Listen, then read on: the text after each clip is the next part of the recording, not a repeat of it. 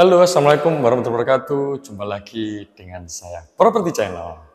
Seperti biasa, saya akan mengulas rumah ini nih, yang cukup kecil tapi luas.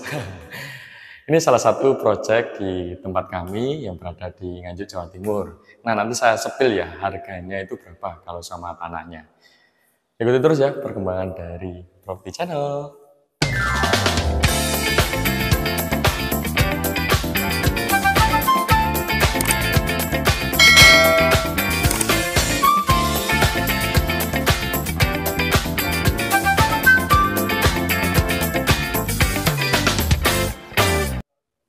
Oke, jual properti seperti yang terlihat di layar kaca, ini adalah beberapa proyek rumah kami yang sudah mulai finishing ya.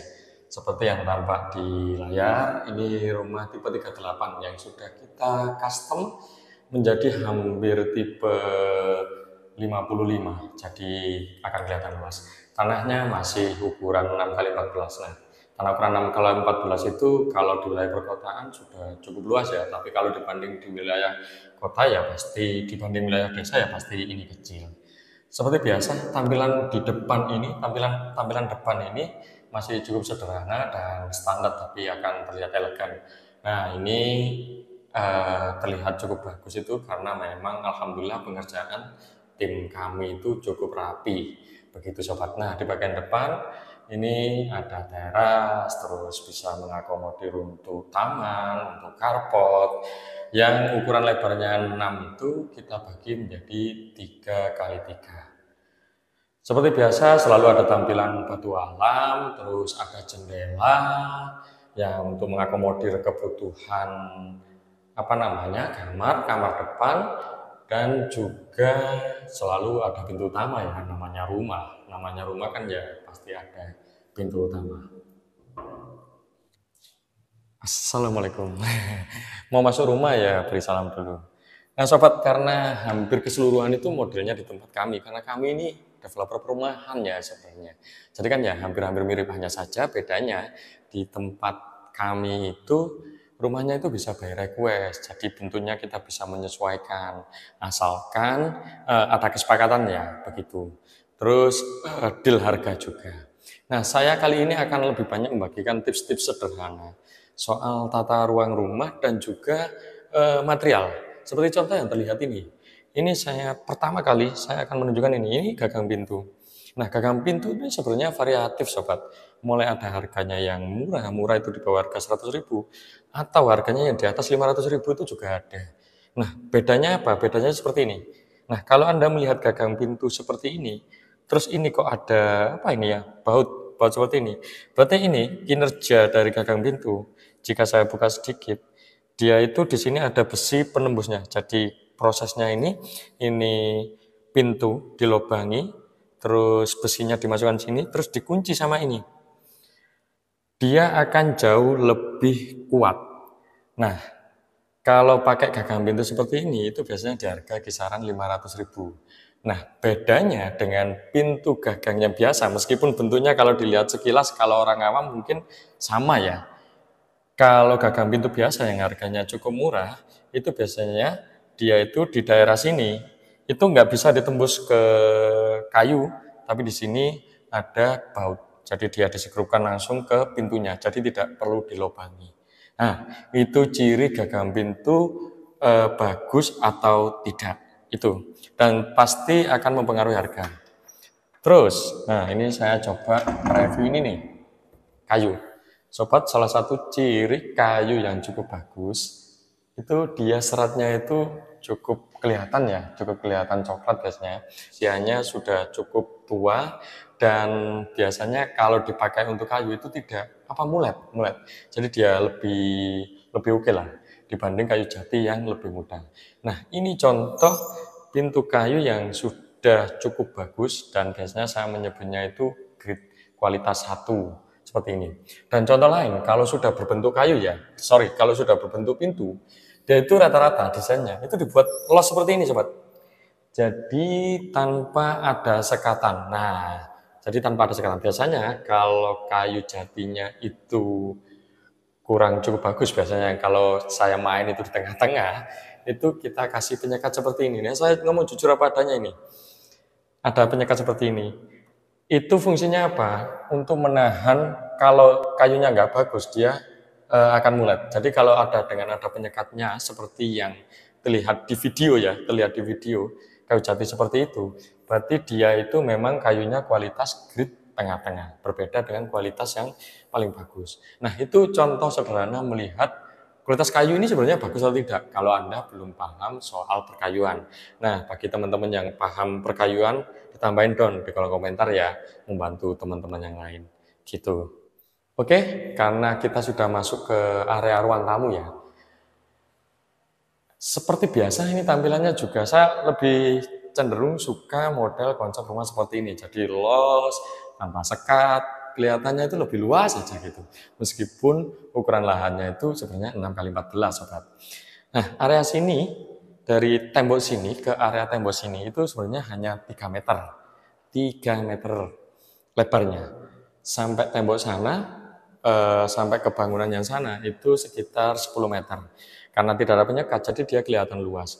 Nah, kalau Anda mau menggunakan sekat, ya tinggal dikasih partisi sekarang. Dan itu jauh lebih simpel. Enaknya kalau menggunakan partisi, ketika Anda menginginkan acara dan tempatnya luas, nggak usah dipermanen, tinggal dibuka aja partisi itu.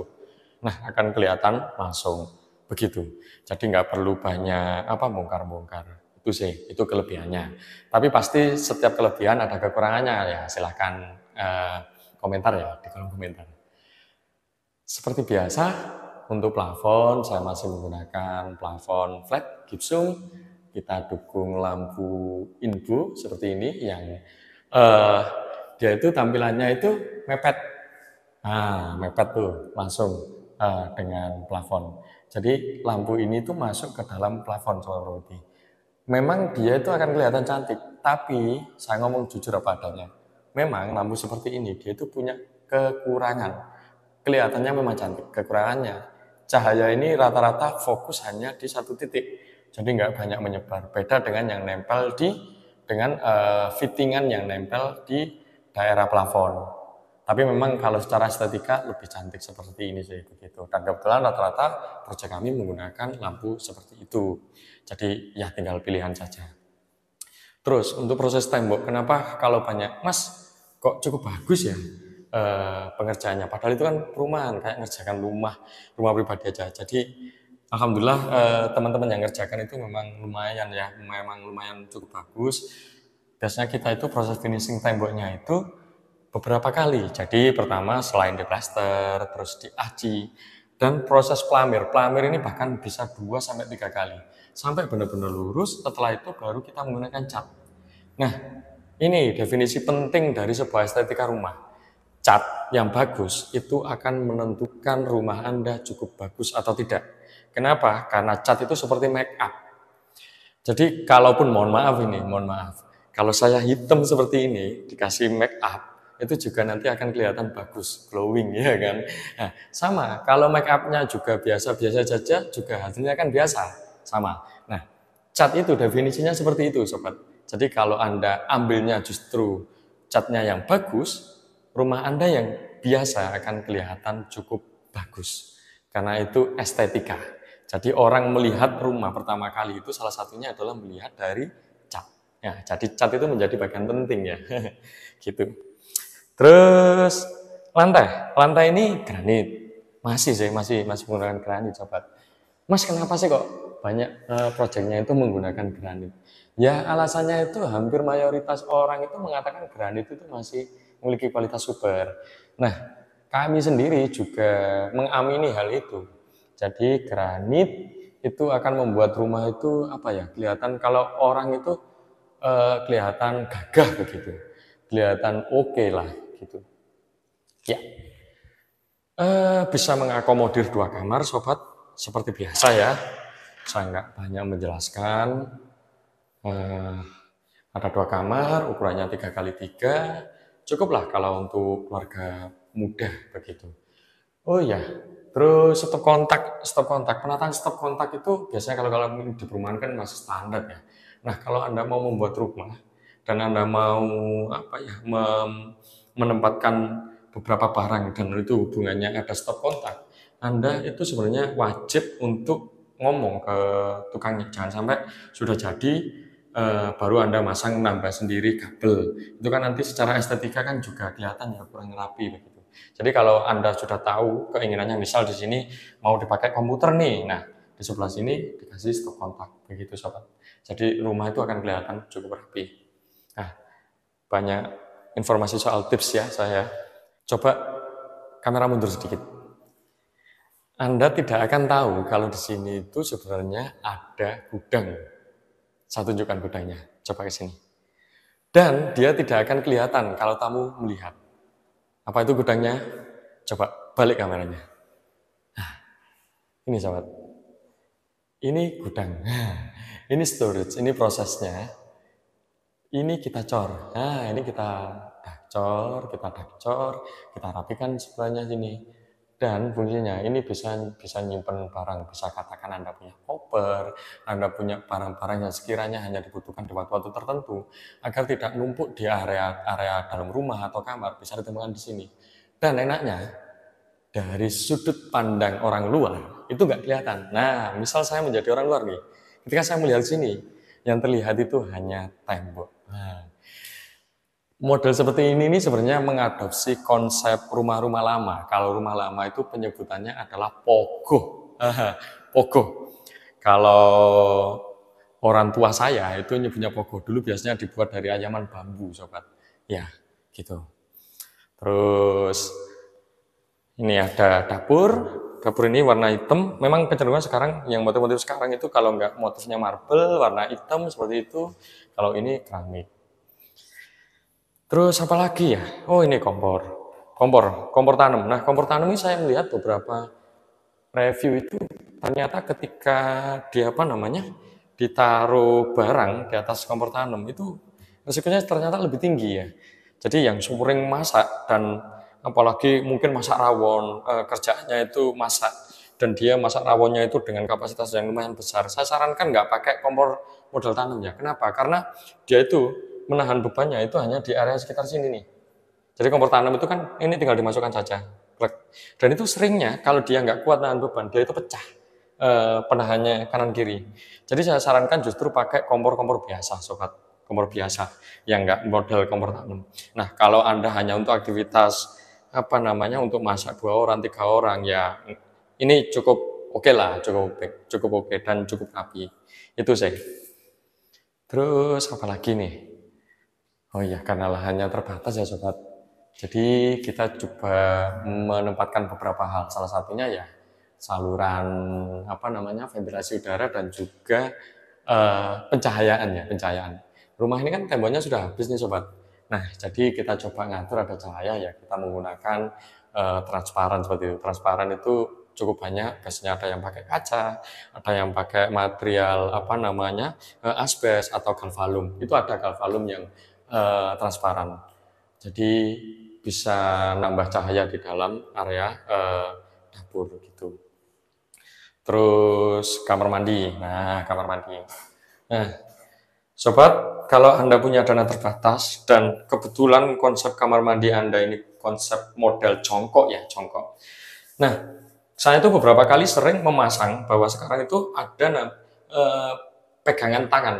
Nah, ini biasanya diperuntukkan orang-orang yang mohon maaf. Jadi kalau saat Anda ini sudah jongkok, terus misal Anda punya orang tua kebetulan sudah nggak kuat berjalan atau jalannya tertati-tati. Nah, Anda bisa nambahin di sini itu handle, sobat. Jadi ketika setelah beol begini, jadi dia pegangan handle, jadi ada buat pegangannya begitu. Kalau masih muda begini ya nggak perlu lah, ya kan masih muda, masih kuat. Ya itu hanya tips-tips sederhana. Terus oh iya, penempatan WC termasuk septic tank itu usahakan sejauh mungkin. Septic tank itu paling tidak itu kalau nggak salah standarnya itu 10 meter dari saluran air yang Anda bor. Nah, semakin jauh akan jauh, semakin bagus. Itu kalau Anda mengandalkan sumber bor. Kalau Anda mengandalkan sumber PDAM atau sumber lain, ya itu nggak jadi masalah begitu. Oke. Sementara itu dulu sih Sobat Properti review dari saya ya. Terus kalau ada pertanyaan bisa Anda tanyakan di kolom komentar. Terima kasih selama ini telah mengikuti review dari saya. Wassalamualaikum warahmatullahi wabarakatuh.